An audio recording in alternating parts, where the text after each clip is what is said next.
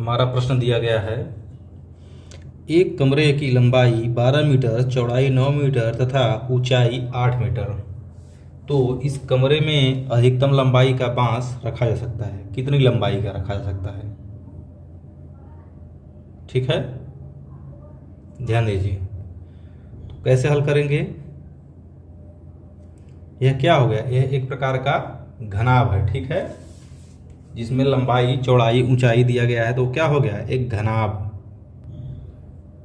घनाभ, जी हाँ दोस्तों, घन उसे कहते हैं जिसकी लंबाई, चौड़ाई, ऊंचाई सब बराबर होती, उसे घन कहते हैं। और जिसकी लंबाई, चौड़ाई, ऊंचाई अलग अलग होती, उसे घनाभ कहते हैं।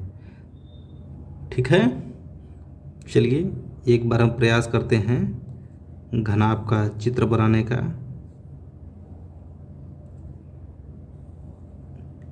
इससे कुछ हद तक आप लोग को आइडिया जरूर लगेगा।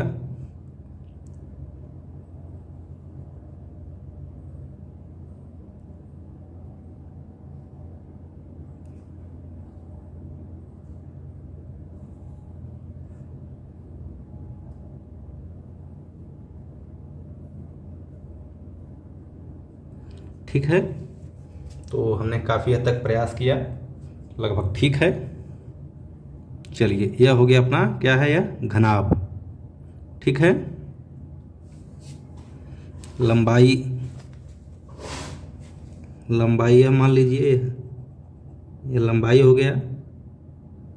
जो चौड़ाई हो जाएगी, यह चौड़ाई हो जाएगी, यह वाला नीचे का। ठीक है, ये 9 है। और यह जो हो गया, यह हाइट, यह 8 मीटर क्या है? ऊंचाई है। ठीक है, हमें क्या ज्ञात करना है? अधिकतम लंबाई का बांस जो रखा जा सके। देखिए, यह 12 मीटर है, ऐसे रखेंगे तो नहीं होगा, क्योंकि लंबाई 12 मीटर जब भी रखा जाएगा तो इससे ज़्यादा ही रखा जाएगा। देखिए, अगर हम इस कोने से, यह कोना जो है, इस कोने से इस कोने पर रखें तो यह कोना, इसे हम लोग विकर्ण कहते हैं। ठीक है, चाहे तो हम लोग नाम भी दे सकते हैं, फिलहाल नाम की हमें आवश्यकता नहीं है। चलिए, ABCD से, तो ये विकर्ण है, तो यही हमें निकालना है। तो घनाभ का विकर्ण बराबर क्या सूत्र होता है? सूत्र यह होता है, करणी में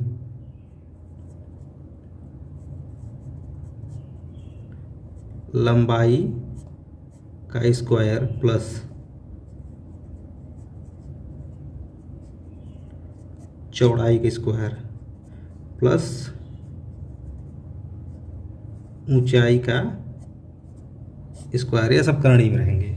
ठीक है, तो जो मान आएगा वही अधिकतम बांस की लंबाई रखी जा सकती है। ठीक है, ऐसे देखेंगे तो ये 12 है अधिकतम, लेकिन विकर्ण का मान ज़्यादा आएगा। तो करणी में लंबाई हमारी कितनी है? 12 का स्क्वायर। चौड़ाई देखिए, यहाँ से भी दिया गया है 9 मीटर प्लस ऊंचाई 8 बराबर में 12 का स्क्वायर 144 होता है। 12 का स्क्वायर 144 होता है, जिनको नहीं आता वो कर लेंगे। 9 का स्क्वायर आपस में 9 का गुणा कर देंगे तो 81, 9 9 81, और 8 8 या 64। तो करणी मान क्या आएगा? इसको आप लोग जोड़िए, 4 1 5 5 4 9। ठीक है, 6 और 8 8 6 14, 14 में 4 जोड़ेंगे तो 18, हासिल लगा 1 1 1 2, यानी 289। जो इसको हम क्या लिख सकते हैं? बराबर में करणी में 17 गुणे 17, यानी 17 का स्क्वायर होता है। ठीक है, ये 17 का स्क्वायर होता है। ठीक है। तो हमारा क्या आया है, घनाभ का विकर्ण कितना आएगा, जो करणी में चीज़ें 2 बार है उसे हम लोग बाहर 1 बार लिख सकते हैं, 17 मीटर, जो कि क्या है, यही अपना उत्तर है। यही अधिकतम लंबाई की बांस रखी जा सकती है। ठीक है, तो उम्मीद है यह प्रश्न आप लोग को जरूर समझ में आया होगा। ओके,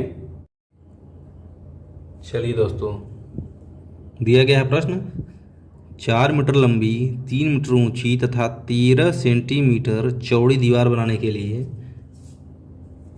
20 सेमी लंबी, 12 सेमी चौड़ी तथा 6.5 सेमी ऊंची कितनी ईंटें लगेंगी। ठीक है, तो ध्यान दीजिए, काफ़ी बढ़िया प्रश्न। देखिए, ये जो दीवार है इसमें देखिए दिया गया है लंबाई, चौड़ाई, ऊंचाई, तो यह क्या हुआ, यह है एक घनाभ का आकार। ठीक है, चलिए दोस्तों, आप लोग को समझने के लिए, ताकि अच्छे समझ में आए, मैं कोशिश करता हूँ इसका एक हल्का सा फिगर बनाने का। ठीक है, सपोज दैट करिए यह एक क्या है, यह ज़मीन पर एक दीवार है। ठीक है,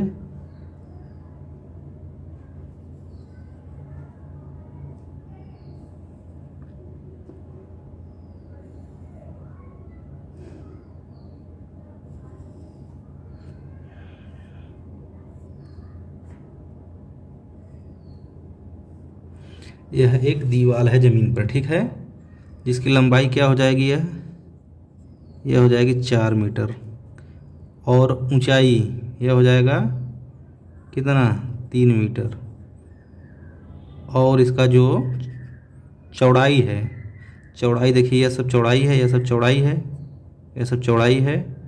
ठीक है, तो यह चौड़ाई जो है, यह वाला हिस्सा मान लीजिए कितना है, मान लीजिए क्या दिया गया है, 13 सेमी, सेमी है यह। ठीक है, ध्यान दीजिएगा, यह सेमी है, सब मीटर में है। ठीक, अब देखिए, इतना जरूर समझ में आ गया होगा। तो जो इसका आयतन है क्या है, घनाभ, यह घनाभ है, तो जो इसका आयतन होगा, ठीक है, जो इसका आयतन होगा वह किसके बराबर होगा, जितनी ईंटें इसमें भरी जाएंगी, मान लीजिए जितनी ईंटें लगेंगी। ठीक है, यह स्ट्रक्चर है एक तरह से, तो जितनी ईंटें, मान लीजिए एक छोटा सा यह ईंट है, यह ईंट है। ठीक है, ऐसे ही पूरा ईंट से यह बनेगा दीवार। ठीक है, ईंट। ठीक है, तो ऐसे ही कितने ईंटें लगेंगी, जितने ईंटें लगेंगी, जितने पूरे ईंटों का आयतन होगा वह घनाभ के आयतन के बराबर होगा। ठीक है, तो घनाभ का आयतन, घनाभ का आयतन बराबर क्या होता है, लंबाई गुणे चौड़ाई गुणे ऊंचाई, यही तो होता है। ठीक है, तो यहाँ पर हम लोग क्या करेंगे, दीवार का आयतन, दीवार का आयतन बराबर में क्या होगा, देखिए 4 मीटर दिया गया है, इसको हम लोग सेंटीमीटर में बदलेंगे, क्योंकि यह देखिए सेंटीमीटर में है, और ईंट वाला भी जो है इसकी लंबाई चौड़ाई सब सेंटीमीटर में दिया है, तो सेंटीमीटर में कन्वर्ट करिए, तो 4 गुणे 1 मीटर बराबर 100 सेंटीमीटर होता है। ठीक है, 1 मीटर बराबर 100 सेंटीमीटर। ठीक है, तो 4 है, तो 4 गुणे 100, गुणे में कितना होगा, चौड़ाई 3 गुणे में 100, और गुणे में दिया गया है कितना, ये जो दीवार की चौड़ाई है, यह तो ऊंचाई हो गई थी 3 मीटर, तो यह होगा 13। ठीक है, यह हो गया लंबाई, यह ऊंचाई, और यह चौड़ाई, सब सेंटीमीटर में हो गया। ठीक है, अब देखिए, ईंट का, एक ईंट का आयतन, क्योंकि एक ईंट का यह दिया गया है। ठीक है, कितना होगा, ईंट का दिया गया है आयतन 20 गुणे 12 गुणे 6.5 सब सेंटीमीटर में। अब देखिए अब होगा क्या, दीवार का आयतन बराबर में क्या होगा, लगने वाले ईंटों का आयतन, यह सब बराबर होंगे। ठीक है, यही तो होगा, बराबर होंगे।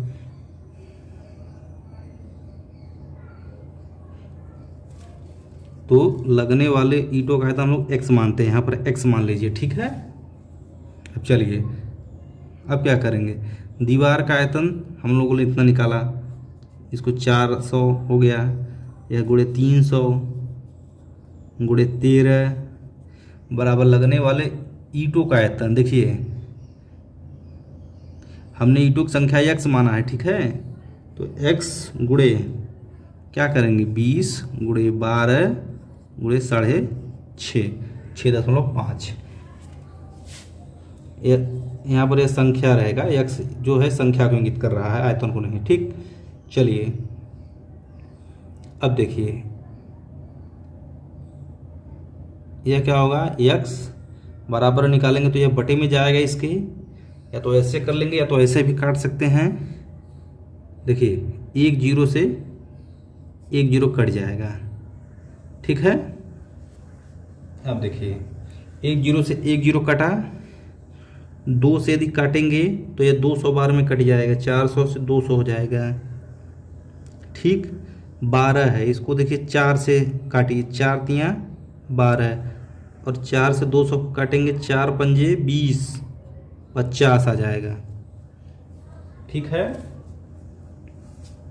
3 से काटेंगे इसको, 3 दहा में 30 10 हो गया।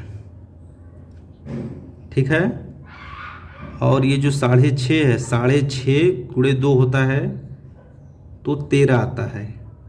इधर कुछ नहीं बचा, इधर बचा 50 10 2, तो x बराबर, चलिए यहाँ पर लिख रहे हैं हम, x बराबर क्या आएगा, 50 गुणे 2 गुणे 10, यानी 50 गुणे 2 100, 100 गुणे 10 1000, 1000 ईंट। ठीक है, जो कि क्या है, अपना उत्तर है। तो उम्मीद है प्रश्न जरूर समझ में आया होगा। ओके, तो चलिए दोस्तों ध्यान दीजिएगा, काफ़ी बढ़िया प्रश्न है।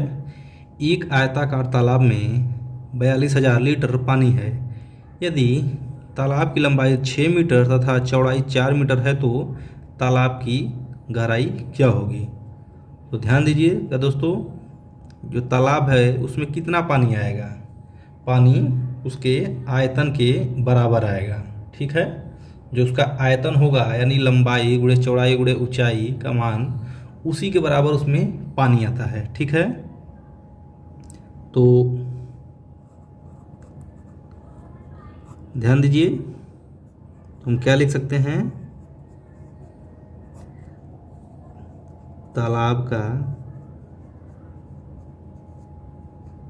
आयतन बराबर, आयतन यानी उसकी जो क्षमता है क्या है, 42,000 लीटर। जैसे पानी टंकी होता है उसकी क्षमता क्या होती है, या जो भी है घर के छतों पर लगा रहता है तो 1000 लीटर 500 लीटर 250 लीटर, ठीक है, ऐसे लगा रहता है, तो उसमें उसके आयतन के बराबर पानी आता है। ठीक है, तो 42,000 लीटर। ठीक है, आप ध्यान दीजिए आगे। देखिए एक मान होता है, आप लोग जानते होंगे या नहीं जानते होंगे तो जान लीजिए, 1 घन मीटर बराबर 1000 लीटर। ठीक है, हमें इसको क्या करना है, लीटर से घन मीटर में कन्वर्ट करना है। तो इस फार्मूले से हम लोग कन्वर्ट कर देंगे। क्यों घन मीटर में करेंगे, क्योंकि जब हम इसकी लंबाई चौड़ाई और गहराई से गुणा करेंगे तो अभी घन मीटर में आएगा। ठीक है, तो यहाँ से क्या करेंगे, देखिए कैसे होगा। यदि बात की जाए लीटर की, हमें लीटर से घन मीटर में जाना है, इस लीटर की जगह हम लोग को घन मीटर रखना है। तो यहाँ पर 1 लीटर बराबर कर देंगे, 1 लीटर बराबर 1 घन मीटर बटे में 1000। यह हो जाएगा कि नहीं हो जाएगा, 1 लीटर बराबर। तो यहाँ पर जहाँ कुछ नहीं लिखा जाता वहाँ पर 1 है। तो पुनः देखिए तालाब का आयतन, देखिए तालाब का आयतन बराबर 42,000 गुणे में 1 लीटर की जगह, जो लीटर की जगह है हम लोग क्या करेंगे, 1 बटे में 1000, यह क्या हो जाएगा, घन मीटर। ठीक है, ऐसे। अब यहाँ पर 3 जीरो है तो 3 जीरो कट जाएगा। ठीक है, तो आ जाएगा 42 घन मीटर बराबर में 42 घन मीटर। अब देखिए, अब सही है। अब देखिए हम लोग क्या करेंगे, यह किसके बराबर हो जाएगा, यह बराबर हो जाएगा, देखिए तालाब की जो लंबाई दी है, लंबाई गुणे चौड़ाई और ऊंचाई को हम लोग h से इंडिकेट कर रहे हैं। ठीक है, यहाँ पर h मतलब ऊंचाई या गहराई कर लीजिए। अगर नीचे से लेंगे तो ऊंचाई हो जाएगी ना जी, अगर तालाब के ज़मीन से लेंगे तो उसे ऊंचाई भी हम लोग कह सकते हैं, अगर ऊपर से लेंगे तो गहराई कहेंगे। ठीक है, कंफ्यूज नहीं करना है। तो यह क्या हो गया, यह भी तालाब का आयतन है एक तरह से। ठीक है, यह भी तालाब का आयतन हो जाएगा, लंबाई चौड़ाई और ऊंचाई या गहराई के संबंध में। ठीक है, एच से हाइट से हम लोग ले रहे हैं, यानी गहराई से। चलिए इसको एच कह लीजिए, नहीं समझ में आ रहा तो एक्स भी कर सकते हैं। 42 बटे में 6 गुणे 4। ठीक है, इसको भी हम लोग घन मीटर लिख सकते हैं। ठीक है, यह भी घन मीटर है, कंफ्यूज नहीं करना, इधर घन मीटर कट जाएगा। ठीक है, अब देखिए 42 बटे 6 चौके 24, या तो ठीक है यहाँ से काट दीजिए, 6 से काटेंगे तो 6 कम 6, 6 सत्ते 42, यानी 7 बटे में 4 आ रहा है। ठीक है, यहाँ से देखिए ऐसे 7 बटे में 4, इसको सॉल्व करिए। 4 एक कम 4, बचेगा 3, 3 में नहीं जाएगा, दशमलव लगेगा, 4 सत्ते 28 हो जाएगा, और फिर 2 बचेगा तो 4 पंजे 20, यानी 1.75 मीटर। ठीक है, जो हमारा गहराई है ये कितना आया है, 1.75 मीटर आया, जो कि क्या है, यही अपना अभिष्ट आंसर है। ठीक है, तो उम्मीद है यह प्रश्न आप लोग को जरूर समझ में आया होगा। यहाँ कंफ्यूज नहीं होना, यह भी आयतन है, इसको हमने से लिख दिया है। ठीक है।